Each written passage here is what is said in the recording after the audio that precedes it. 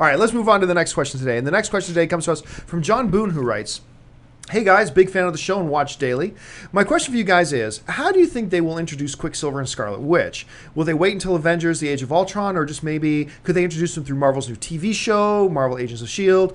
What are your thoughts on how well they introduce the brother and sister duo? Thanks, guys." Well, I think it is extremely unlikely that you will see them introduced in Agents of S.H.I.E.L.D. Joss Whedon and Kevin Feige have come out and said they are pretty much going to keep those universes separate. I mean, they live in the same universe, yes, but they're really going to keep the Marvel TV world separate from the Marvel movie world. And the quote Joss gave was pretty much this. He goes, why give people for free something on TV that we want them to go and buy a movie ticket for later? And he makes a good point. So for that reason alone, and for the fact that they want the TV show to have its own creative freedom to kind of move in certain directions, that's what they're doing. We know they're going to introduce them definitely in Age of Ultron. We're not going to see Quicksilver and Scarlet Witch, I believe, until Avengers 2. That's when we're going to be first introduced to them, because I don't think the negotiations with the actors are for anything else. It's too late to put them in Thor. It's too late to put them in the new Captain America. They're already shooting Guardians of the Galaxy. So, I mean, really what you're left with is introducing them in Age of Ultron. But the bottom line for me is, I don't care. I don't like the idea. You know me, Avengers, greatest comic book movie of all time. That's my opinion.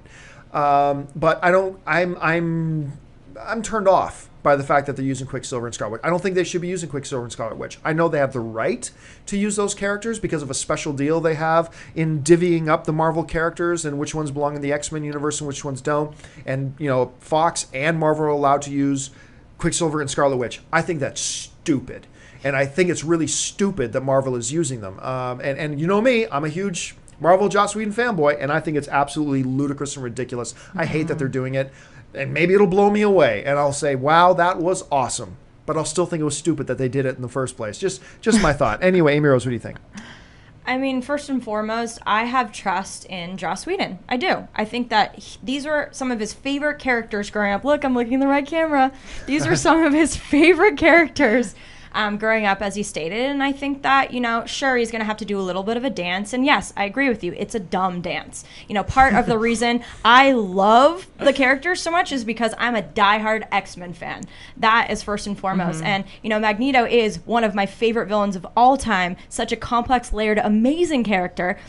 And to take away, you know, a really big part of their history is kind of hurting them in essence. But I do really have faith in Whedon. I love, you know, that he's a diehard fan that really translates passion, and he also has this brilliant comedic element that he always incorporates. And, you know, Iron Man's going to recruit them. He's going to obviously have a very, very larger part, especially since Hank Pym's not going to be in this one, which I'm very disappointed about. I really wanted Ant-Man to be in here. But yeah, I think it will be that way. We know Wanda and Hawkeye are homies. Like, it's not going to be that difficult once they're in. It's just going to be interesting to not have that backstory. But I do have a lot of faith in Whedon, and they are really, really cool characters. So we'll see what happens with the twinsies. Aaron, what do you think?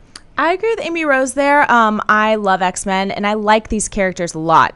I think it would be very dumb for them to try to introduce them to a TV audience and then bring them to the cinematic universe. I really don't want to see that happening. I'm not ready for that type of crossover. I'm just not. Maybe I'm old school, but I'm not ready for that. And here's my other interesting thing about these two characters is that because of the rights issue and because it's kind of difficult to kind of figure out where they fit into this cinematic universe, I mean, Joss Whedon likes to kill off his characters, so why not introduce them and just, you know, kill off the ones you're not sure about the rights, you know, just kill off take care of them. If you got to kill someone off, take one for the team, homie, just saying.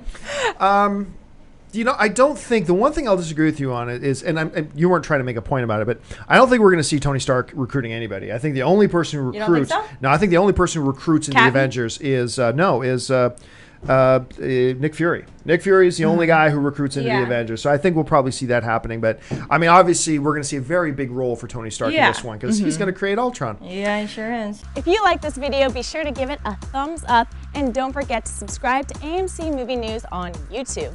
It's free and a great way to stay updated with all the latest movie news and check out our daily show, AMC Movie Talk. Also, don't forget to check us out on Facebook and Twitter to stay in the loop for our special prizes, giveaways, and contests.